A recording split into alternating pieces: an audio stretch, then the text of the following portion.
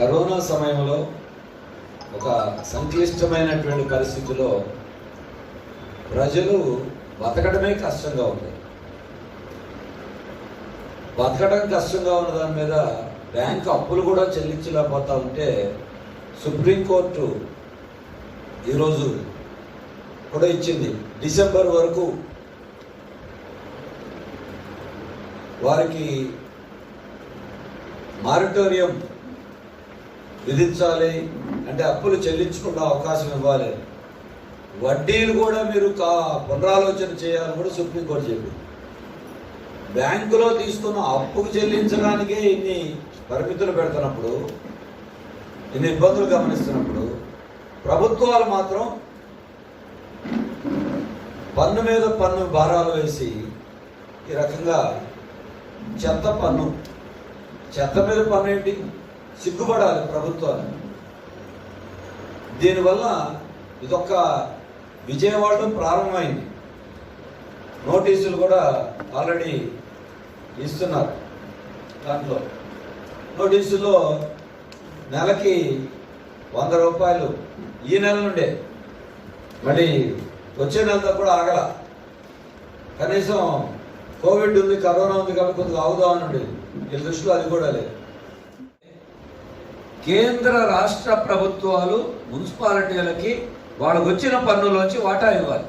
ఇప్పుడు జిఎస్టీలో రాష్ట్రం వాటా, అలాగే రాష్ట్రంలోకి వచ్చే దాంట్లోంచి మున్సిపాలిటీకి కార్పొరేషన్ వాటా ఇవ్వాలి. ఇది వదిలేసి మేము అన్ని డబ్బులు మా ఖాతాలో వేసుకుంటాం, దాన్ని ఏం ఖర్చు పెట్టాం, మీరు మాత్రం ఇక్కడ పన్నులు వేసుకోండి, దానికే స్వయం సమృద్ధిగా ఉండాలి, మీరు బాగా దివాళా తీయకుండా బాగా నడవాలంటే మీరే డబ్బు సమకూర్చుకోండి. అసలు మనం డబ్బు కడతాం. ఇప్పుడు జిఎస్టీ వాటా ఇవ్వట్ల, కేంద్రం జేబులో పెట్టుకున్నాం, రాష్ట్రం ఎక్సైజ్ పేరుతో ఇసుక పేరుతో రకరకాలు వచ్చిన వాళ్ళ ఖజానా అనుకుంటారు, అవన్నీ పెద్దవాళ్ళకి ఇస్తారు. మళ్ళీ విజయవాడలో రోడ్డు వేయాలన్నా, తిరుపతిలో చెత్త సేకరించాలన్నా, విశాఖపట్నంలో లైట్ వేయాలన్నా అక్కడ మళ్ళీ మీరు ట్యాక్సులు వసూలు చేసుకోవాలంటే ఇది రాజ్యాంగ విరుద్ధం కూడా. 73, 74 రాజ్యాంగ సవరణ ప్రకారం స్థానిక సంస్థలకి నిధులు ఇవ్వాల్సిన బాధ్యత కేంద్ర రాష్ట్ర ప్రభుత్వాలు. రాజ్యాంగ విరుద్ధంగా ప్రభుత్వం వ్యవహరిస్తూ దానికి వాళ్ళ బాధ్యతను విస్మరించి వాళ్ళ ఖజానాకి విజయవాడ నుంచి, విశాఖపట్నం నుంచి, తిరుపతి నుండో లేకపోతే ఒక నెల్లూరు నుండో పన్నులు జనం కట్టట్లేదా? జనం కట్టడం దాన్ని మీరు ఇక్కడ రోడ్లు వేయడానికి, పారిశుద్ధ్యం ఎందుకు ఖర్చు పెట్టరు, మీరు ఎందుకు నిధులు ఇవ్వరు? కాబట్టి రాజ్యాంగబద్ధంగా కూడా మనం అడిగే హక్కు మనకుంది.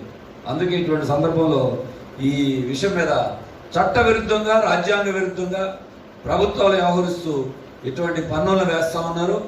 కాబట్టి ఈ సమావేశం నుంచి మనం అందరూ ఆలోచించి ఒక విజయవాడలోనే ఎక్కడ అమలు చేస్తున్నారో ఇక్కడ ముందుగానే తిప్పి కొడితే ఒక విజయవాడలో అమలు, తిరుపతిలో అమలు, విశాఖపట్నం అమలు ఇలా చేయడం స్టార్ట్ చేసే రేపు రాష్ట్రం మొత్తం మీద వీళ్ళంత త్వరగా ప్రజల కళ్ళు కప్పి ఒకేసారి ఇస్తే అందరూ తిరగబడతారు. అందుకే ఒక్కొక్క సిటీ ఒక్కొక్కసారి ఇలా ప్రజల కళ్ళు కప్పడానికి చేస్తూ ఉన్నారు. అందుకే అటు కేంద్ర ప్రభుత్వం ముద్దాయి, రాష్ట్ర ప్రభుత్వం ముద్దాయి. ఇప్పటికి రకరకాల పన్నుల భారాలతో ఒకవైపున పెట్రోలు, డీజిల్ విపరీతంగా పెంచేశారు. ఇప్పుడు మున్సిపాలిటీల్లో ఇన్ని రకాల పన్నులు వేస్తే జనం బతకాలా చావాలి. అందుకే స్థానిక సంస్థలు అంటే వ్యాపార సంస్థలు కాదు, మున్సిపాలిటీలు, కార్పొరేషన్ అంటే వ్యాపార సంస్థలాగా మారుస్తున్నారు. వ్యాపార సంస్థలు అయితే ఇంకా అసలు ఎందుకు ఎన్నికలు? రెండోది, అసలు ఇంతవరకు మున్సిపాలిటీ, కార్పొరేషన్ ఎన్నికలు జరగల. ఈ ఎన్నికలు జరగనప్పుడు ఇక్కడ కౌన్సిల్ లేకుండా మీరెవరు నిర్ణయించి వసూలు చేయమంటానికి? ఏ పన్ను ఉండాలో, ఏ పన్ను ఉండకూడదో, ఏం తగ్గించాలో ఎన్నికల్లో స్థానిక సంస్థలు లేనప్పుడు కేంద్రం పెత్తనం చేసి, రాష్ట్రం పెత్తనం చేసి, ఇంకా లోకల్ బాడీ ఎలక్షన్ లేనికి మీరే పన్నులు నిర్ణయిస్తే. అందుకే ఇది ఇక్కడ వరకే కాదు, రేపు స్థానిక సంస్థల ఎన్నికలు కూడా జరగాలి. గవర్నమెంట్ ఎన్నికలు, ఓట్లు అంటే భయం కాబట్టి రేపు మీరు కనుక ఈ చెత్త పన్ను వేస్తే రేపు మున్సిపల్ కార్పొరేషన్ ఎన్నికల్లో, మున్సిపాలిటీ ఎన్నికల్లో చెత్త పన్నే ఒక ఎజెండాగా మారుతుంది, పన్నుల పెంపుదలే ఒక ఎజెండాగా మారుతుంది. ఆ రకంగా మారిస్తేనే ప్రభుత్వాలు వెనక్కి తగ్గుతాయి. కాబట్టి మీరు ఇవాళ ప్రజాప్రతినిధులు, మంత్రులు ఇది మాకేమీ తేడా తెలియదు, కమిషనర్లు వేసేసారు తప్పుకుంటాం కాదు. ఎమ్మెల్యేలు, మంత్రులు, ముఖ్యమంత్రి జోక్యం చేసుకుని చెత్త పన్ను ఆపాలి, లేకపోతే మీరే బాధ్యత వహించాలి. పోరాటం తప్పదని మనందరం కూడా హెచ్చరించాలి. ఈ పట్టణ సంస్కరణ మీదే మనం రాబోయే కాలంలో ఇంకా ప్రజలను చైతన్యవంతం చేయడానికి రేపు సాయంత్రం 6 గంటలకి ముంచుకొస్తున్న పట్టణ సంస్కరణ ప్రమాదం అనే దాని మీద రేపు ఒక వెబినార్ లైవ్ కూడా రేపు 6 గంటలకి ఉంది.